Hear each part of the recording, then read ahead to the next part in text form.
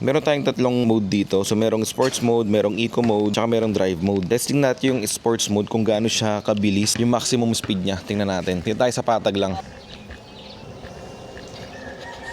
So umaabot siya ng 24. Medyo pangit din kasi daan dito sementado. Sementado siya pero marami siyang mga maliliit na lubak-lubak. So kung asfalto to siguro aabot to na kahit mga hanggang 30 kilometers per hour. Pero depende din siguro sa weight. Gusto ko pa dito guys, napakaganda ng gulong niya. Ay no, 26 km per hour no.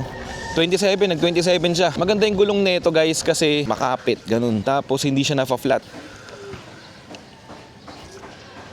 Excuse me. Ito meron paakyat dito ng konti. Check natin kung hanggang saan yung speed niya.